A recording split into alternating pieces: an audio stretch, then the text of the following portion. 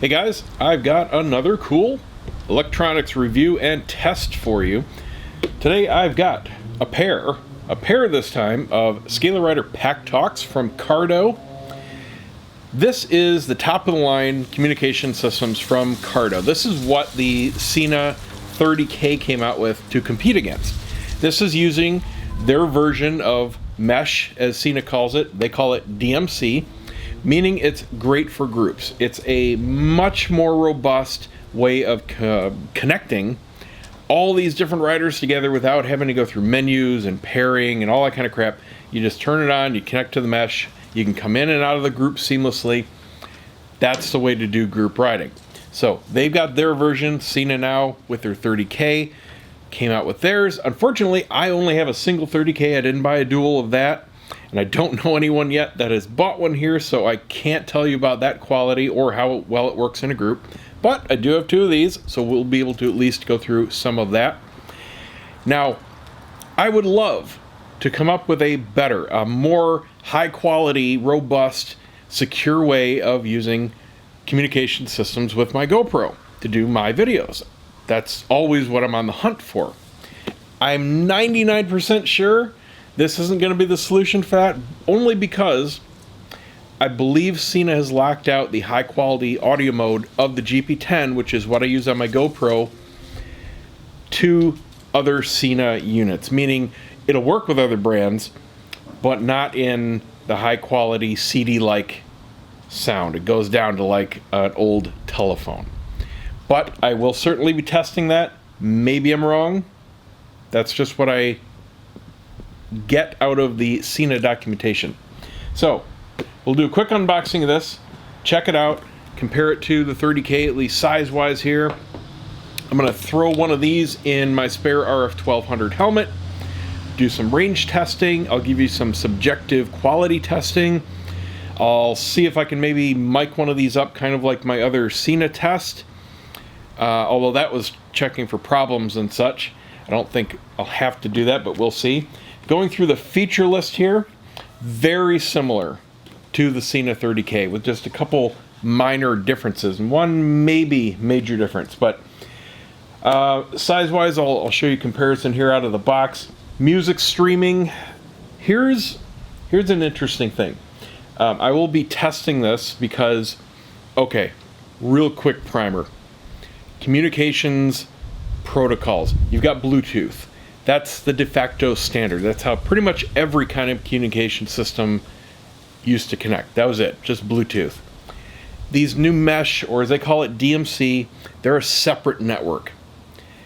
SENA treats them, as far as I know, completely separately. So if you have two 30Ks, say yourself and your passenger, and then you got your buddy that comes in, but your buddy doesn't have a 30K, he's got a 20S. He's only Bluetooth. As far as I know, I might be wrong on this, but I believe I'm correct. You and your passenger, if you're on the mesh network, you can't bring him in. You could pair to him and you could talk to him, and then you could disconnect and talk to your passenger, but not all three.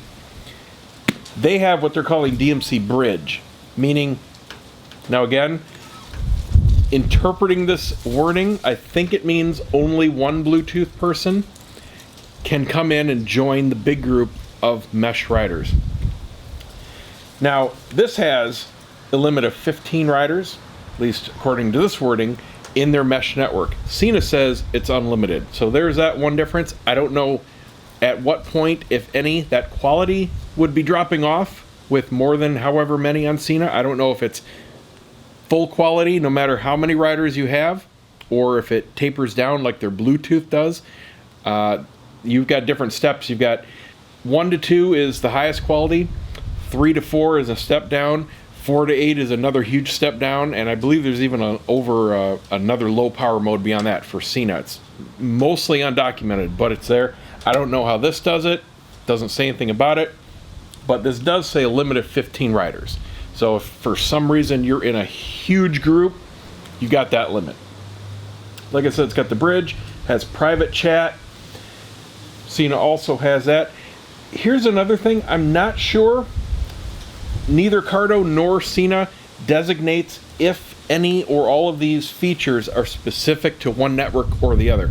For example, SENA with their 30K pissed a lot of people off when it said, oh, you can finally music share, like this right here. It says music sharing, parallel audio streaming. Music and GPS instructions continue playing in the background during incoming calls. Now, I don't know if they mean phone calls or intercom calls. I would assume that means intercom calls. I mean, who really cares about music while you're on a phone? But here's the thing, with SENA, yes, you can do it if you're on a mesh network, not on Bluetooth, and nowhere in their fine print does it say that. So I don't know if this has any kind of limitations like that or not, but we'll find out. We've got Bluetooth intercom, 4-way conferencing, 1+8 toggling, standard controls. We've got a nice roller wheel, pop-up antenna, kind of like the older 20S. Whole bunch of normal stuff. I mean, it really covers the gamut. FM radio, presets, phone control, automatic gain control, voice recognition, multiple microphones. That's about it. Now, one major feature that I really like over the SENA is this is actually listed as waterproof, not weather resistant. The SENA is not waterproof. You will get water damage eventually if you use it in the rain enough. This is sealed and it is listed as waterproof and dustproof. Huge bonus thumbs up there.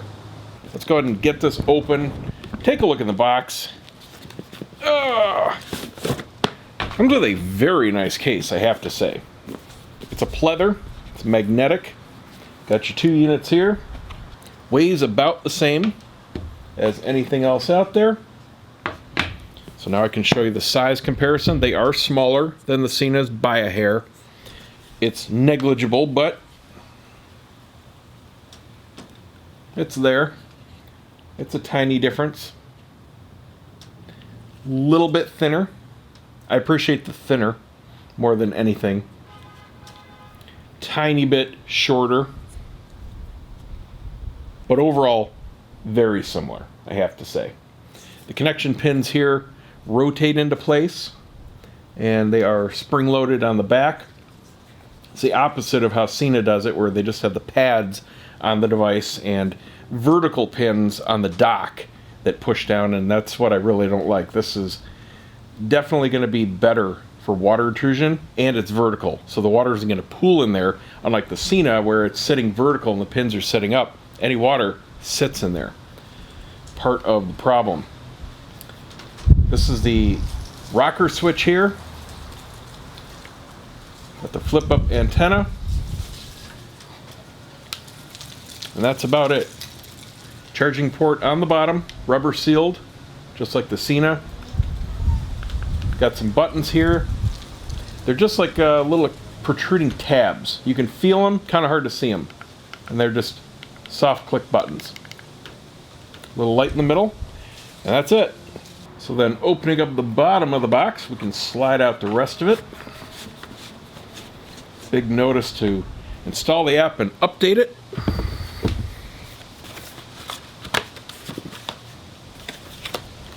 We've got the manual. Pretty thick one. I'm going to spend some time going through that. And then we've got all of our accessories times 2. Let me pull some of these out here for you. Alright, here are the speakers. And they look to be right about the same size as the SENA speakers on both the 20S series and the 30K. Tad bit thicker. And it's got built-in, very thick feeling foam here. Velcro on the back, and they give you a whole bunch of different sticky pads to go inside your helmet. And a couple spacers, just like you get with SENA's, in case you need to build up from your helmet to your ear. We have a surface mount mic, and I have to say, not a fan of this, at least in stock form. It's huge. This thing is twice as thick as the SENA mic, and I already know it would annoy the crap out of me in my helmet because the SENA is barely small enough to not hit my goatee or my lip inside the helmet. This would definitely be hitting my lip all the time inside the helmet. That would have to go. So I would have to be taking this foam off and doing something else. We have some surface mounts. SENA also gives you these, by the way, in case you don't have room or don't want to, for whatever reason, clamp the mechanism onto your helmet. You can just stick it onto the side. Works fine. Got a bag of spare wind covers, both for the surface and the boom mic. A couple wall warts for charging. USB cables. A couple boom mics. Not a lot of tension in this. The SENA is twice as stiff, and not sure if this one would have quite enough tension for me running in my 3/4 helmet. This really doesn't have a lot of force, and it's on the short side. The SENA is definitely at least an inch or two longer, but other than that, standard boom mic. And then we have the bases, and it is fairly standard here. Now the SENAs, at least on the 20S and the 30K, have a screw mount system where you slide the finger up inside the helmet and you tighten the bracket down with the screws. It's very secure. A little slow on getting on and off if you need to do that for whatever reason, but it stays in place. This is a clip. This is like a money clip. Trying to see if it's metal or plastic. That's metal. So the clip itself is metal. You've got some rubber pads on the inside. It looks like it can pop out with like 3 points here. I know it's hard to see, but there's not much to see. It's just a really, I'm not even going to say stiff. It's a springy but not so stiff clamp. So that I would imagine is enough to hold it in place, but definitely not as secure as the SENA, at least to my naked eye here, with their big rubber pads and screwing it down tight. That does not move. It basically becomes part of the helmet. I don't know how big of a deal it is, but I know that with one hand, that never ever moves on me working the SENA. And then the pads here are on the inside. This is a rather thin plastic, but it's nice and light. And they got our cables coming out. They come off this pigtail. They're just looped through here. One connection for the mic and one for the speakers. Now the speaker connection looks like just a regular mini port. And then the speakers just pair in like that. So you would definitely want this tucked up out of the way. Nice thing is you could use whatever speakers you want, as long as the impedance is going to match. You could upgrade them. I'll of course go through testing and we'll see how they sound both in radio and as a comm unit. Put the pin side in first, and then this little plastic tab just snaps around the back of the device. I do like the SENA's mechanism better, I have to say, with the nice push button spring release. I like this pin connection better, but I'm just not a fan of plastic bend tabs. It doesn't take a whole lot of effort for that to come off, I have to say. Okay, so we're going through the setup here. I've got them charged up, going through and doing my initial pairings to my phone. Now, it has taken me quite some time to, quite frankly, figure out how to get everything set up the right way, start from scratch from a brand new box to get a working system, and then how to pair the GP10, which, yes, does connect, but no, nobody's going to want to use it. I'll go through that in a second, but no fault against Cardo. That's just the way this kind of connection works. I'm going to be making some comparisons to the SENA ecosystem. They're direct competitors. They're Ford and Chevy. If anyone is looking at these, they're also going to be looking at SENA and vice versa. So hopefully it's going to be helpful to somebody to know what you're getting into. Straight up, neither one is perfect. Both have pros and cons. Both have their weird points. Starting off with just getting it out of the box and set up. First of all, the first thing you want to do with electronics like this is update the firmware. Make sure you're running the latest software so that the bugs are squashed, features are in place, etc., etc. Now, either there is a bug in this current firmware, or maybe the instructions are outdated. SENA is guilty of both of those as well. But there were a couple things I ran into that don't function at least as the manual says they do. The actual update process, very different from SENA. With SENA, you download a program, you can update to the current firmware automatically, or you can even downgrade to any past version of any device at will. You can download the file, they've got a nice archive page, so if there's any problems and you need to go back, you can do that. I like that. However, the program is buggy. I have almost bricked my SMH10 unit.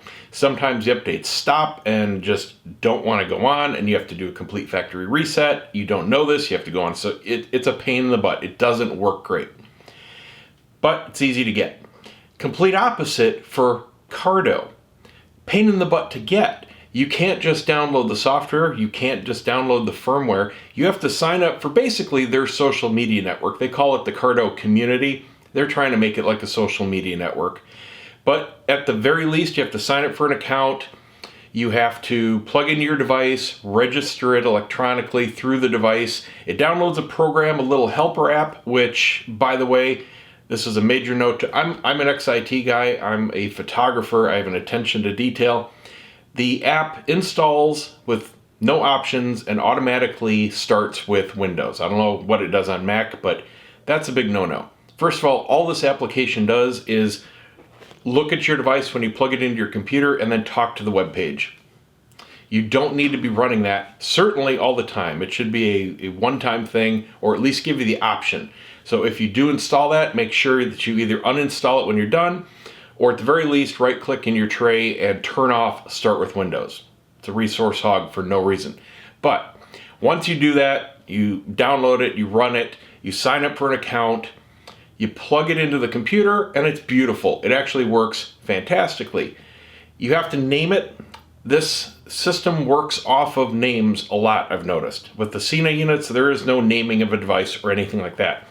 But if you want to do a group of 8 Bluetooth devices, for example, you have to call them out if you want to connect to one of them by their name. So I called these Brian 1 and Brian 2, for example. So it boots up, says, hello, Brian 1. If somebody is in a group with me and they want to connect to me, they have to say, connect to Brian 1. Unlike SENA, where you just tap a couple times to get whatever that rider number is. That's kind of weird. But updating the firmware, it automatically detects the device, pulls in the serial number, does its thing. That's nice and seamless. So opposite spectrum there as far as the firmware update process goes. So a funny thing here, first time I turned it on, I thought I turned on the wrong unit. Obviously there are some shared resources. I'm going to assume it's probably a third-party company making the general Bluetooth software for these types of devices, because they're using the exact same sounds and the exact same voice as SENA uses. So when you turn on your devices, hello, Brian 1, DMC, intercom, mode. You'd swear you just turned on your 30K. Same chick. But that's cool. It does the same thing when you turn it off or do any of the other commands. They're slightly different. Phrased, obviously it's a computer voice, but I just thought that was kind of funny. So using the device, just as simple as using anything else out there. You've got 4 buttons to work with. This front one here, basically it's your on and off, and it plays your music. Bottom one is your phone. That's equivalent to the one on the back of the SENA. And then up top is for initiating comm. To switch between mesh and Bluetooth, which is completely separate on these units, you hold down both the top and bottom.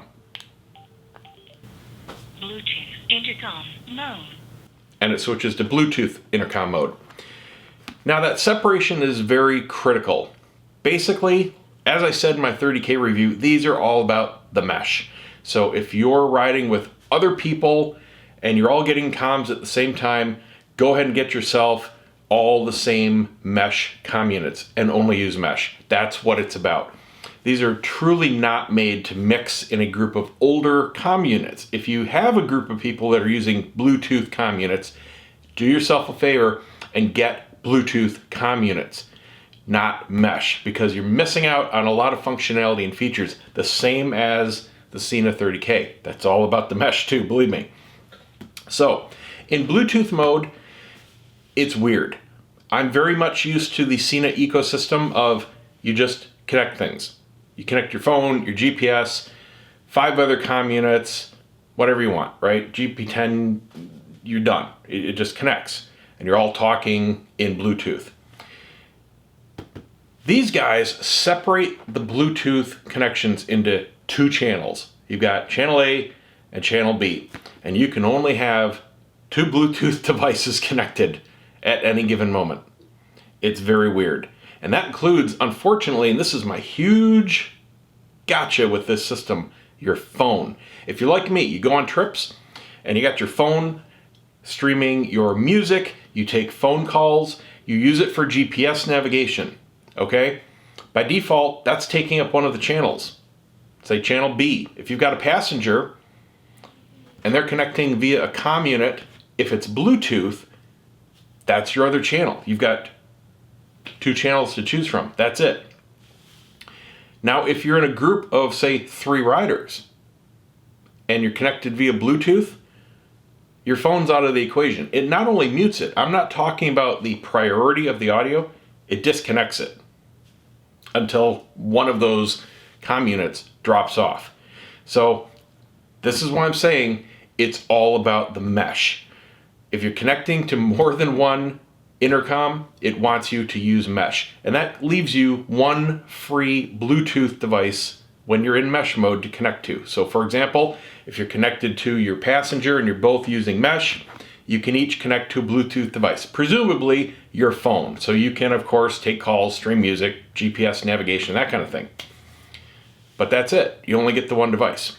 Now, connecting to the GP10, like I said, it does work. Obviously, there's nothing in the instructions or specifically online about it because it's a non-Cardo device. I wouldn't expect there to be official support or anything like that. And of course, there's nothing on the SENA side. It does connect. It mimics a phone connection, though. If you dig into the manual for this, which I had to do, when it connects to a non-SENA device, meaning a non-20S, a non-30K, that kind of thing, it connects as a hands-free device, a phone. Now that means 2 important things. Number 1, you have to pair it as such in whatever device you're connecting to. So for example, you don't follow the instructions for pairing to another non-Cardo Bluetooth intercom. You just connect it as a phone. So you hold down the phone button for a couple seconds and it goes into phone pairing mode and it connects. Now it does still take up that Bluetooth slot, but it just has that differentiation between a hands-free phone device and an intercom device. They're both Bluetooth. The only difference is how it handles the priority of the audio. Say, for example, you're talking to somebody and a phone call would come in. It prioritizes that phone, that hands-free connection, so you get the audio. That's the only difference. You're still connected to both. But the other important thing it means is low audio quality. A hands-free, a generic hands-free phone connection is not high-quality audio. And unfortunately, it just sounds like crap. And that's no fault of the Cardo. That is simply because SENA reserves the UHD voice mode, the ultra high quality voice mode that gives you that really good sound, for only connecting to SENA intercom units. That's all there is to it. When this connects to a SENA unit, it connects as an intercom. So you get that high quality connection. It doesn't connect as a phone to a SENA unit. So that's all there is about the GP10. No point going any further with that. Nobody should be using that for their recording. If you like me and you use this for recording, definitely stick to SENA. It is the only solution for recording wirelessly, and in my case, waterproof, to a GoPro, period. So, connecting devices here to one another is very easy. I'm going to go back into DMC mode, the mesh. DMC intercom. And you can tell the difference between the color of the flashing light. Blue means there's a Bluetooth connection, and the flashing green right there means it's in mesh mode. So I'll turn my second one on here. Even though there's no speakers or anything, you don't need the base unit to actually connect. and actually get it going, click once on the scroll wheel, and they're connected. So now rider and passenger can talk to one another. If I turn my GP10 on, because I've already paired it. Mobile phone 1 connected. Audio pack connected. There we go. Did take quite a while. Sometimes it does. Sometimes it's instant. I have no idea why. But I'm sure I'm going to cut most of that out. That was about a 20-second delay between it automatically pairing. And you get the same audio, Bluetooth audio pack connected. And that's good to go. So now this is connected as a Bluetooth device. I've got this in the mesh network. I can do the same thing for up to 14 more of these to have a 15-person mesh group. Each one can connect to their own phone or GP10 or whatever Bluetooth device they wish as well. So here's the app, and once you get it configured, actually putting it on your bike would be very easy to use. There's a few little niggles in actually getting it set up though. And here's again where I don't know if it's a firmware bug or a change that was made, but I'll take you through a couple of things here. First of all, this took me probably 5 minutes to figure out. You see this little toggle switch here? That's for switching between Bluetooth and mesh mode. And every time I tried to get it into mesh mode, all it does is bring up the menu. And that's because it's a bad design. It's not a slider switch. It's a button. DMC intercom. Mode. It's just one of those things. Like I said, I'm an IT guy. I'm a photographer. Attention to detail. It's like those glass sliding or glass doors that you see handle on both sides and it needs a sign that says push or pull. Don't use a handle on both sides. Put a push panel on one and then everybody knows what it is. You don't use a slider when it's a button. Anyway, so this is your main panel here. This is the home screen, and this is what would be showing on your bike if you're going down the road. So if you want to turn on the radio, you can also do it from a button here, but it gives you a nice set of presets. I'm going to auto tune here. 88.9. You can turn that on or off, whether or not it announces. You can set your presets, do whatever you want. Works great. So we'll turn the radio off. Go back to home here. Music is streaming from your phone. Your phone is obviously to make calls, and then intercom is where you initiate a conversation with somebody else. Now this is in Bluetooth mode, which a lot of people are going to be using. This is for communicating with any older Scala riders or non-Cardo system units, where you would be connecting via a Bluetooth connection. And again here, you only have 2 channels. I don't have anything paired right now, so they're all grayed out. So we can go into connectivity, and this is listing what you actually have paired or saved in the system. You have 2 different slots that you can attach a phone to. Number 1 is this phone, and you obviously need a Bluetooth connection to use the app. So if you use up your slots, you don't even get to use your app. It disconnects. So if it's sitting on your bike and you're using it and you talk to 2 riders, well, guess what? Your phone just disconnects from your Bluetooth. And I'm not talking about priority now. It disconnects. These are your 2 Bluetooth slots that you get, A and B. They call them channels, and they just have it here as riders. So riders is channels. And if you want to add somebody, I've got another one here. You can enter pairing mode, and it's A or B, setting the channel. So I'll add this guy over here. We'll pretend he's an older unit. Obviously, these are the 2 mesh units, so you wouldn't typically be doing this in Bluetooth mode. We'll pretend it's an older one. You go into pairing mode. Rider A pairing. So now the main unit is looking for this unit. We can go ahead and pair it. You just hold down the intercom button here for a few seconds, and they're both looking for each other. Paired successfully.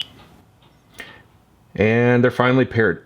I do note that it takes quite a while for things to pair here compared to SENA. 2 to 3 times as long. I'm editing this out for you guys, but that was about 15 seconds.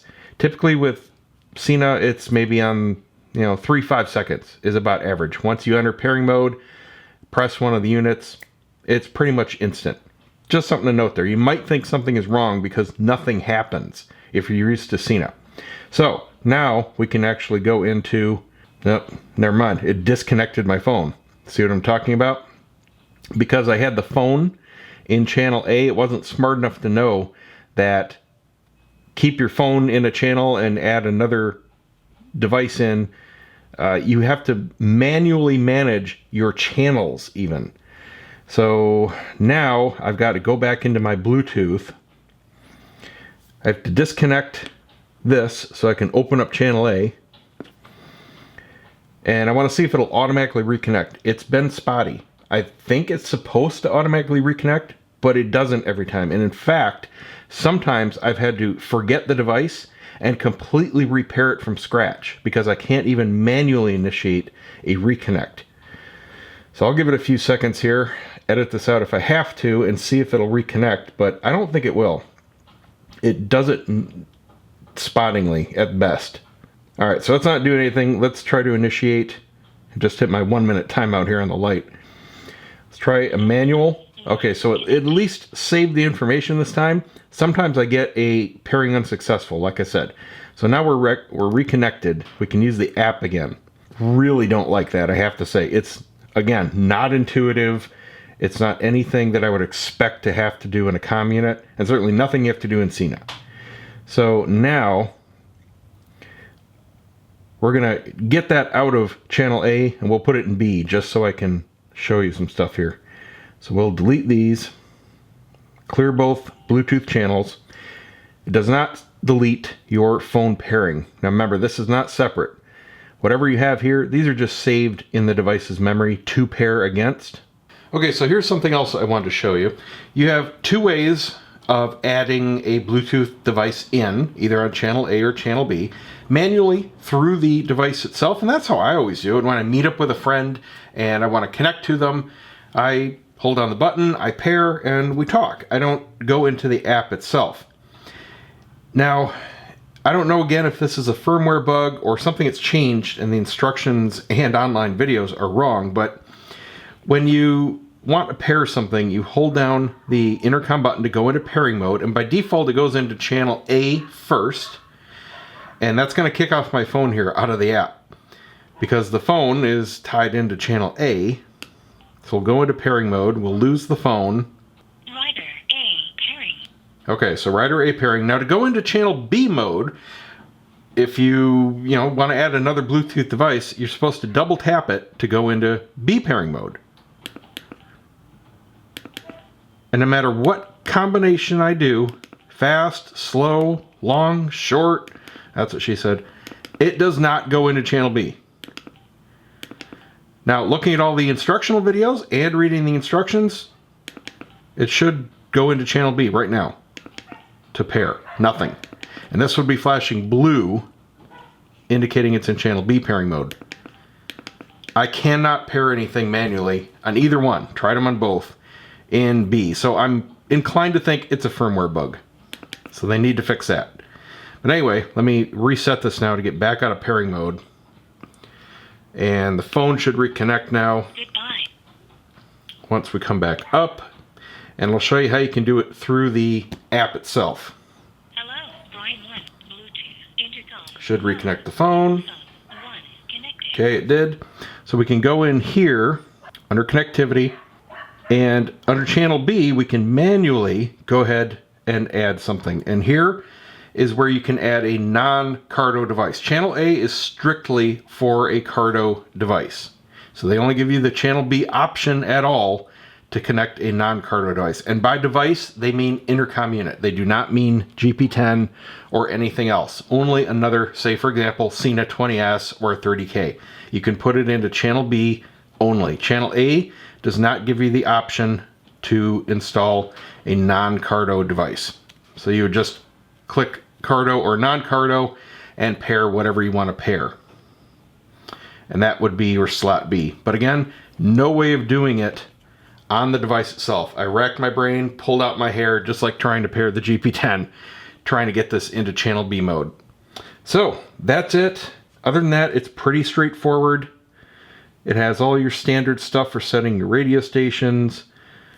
You can control your speed dials for your phone. Same stuff you find in the SENA apps, and you've got manual volume sliders. This works the same way the SENA does. Basically, you can max everything out in here, and when you actually use the part of the comm system for any of these, it'll be set to it, but manually rolling your volume slider does the same thing. So when you're, for example, talking on your phone, you can roll this, or you can adjust it there, same thing. All right, let's get on the road. Okay, so here's what I'm going to do. I'm going to do a little bit of a different test than I've done in the past. Number one, because I don't have that high quality GP10 connection to give you guys a true sound and sample of the connection and the overall quality.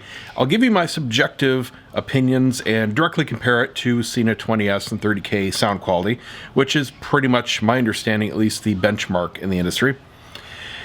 But as far as a distance test, you know, I can go out there and give you a perfect world, unrealistic sample of what kind of distance to expect. But you know what? I don't have to do that because Cardo actually gives us a very realistic set of numbers, unlike SENA, who is just, you know, BS on their numbers, and they don't give you the fine print. You have to get that direct from them.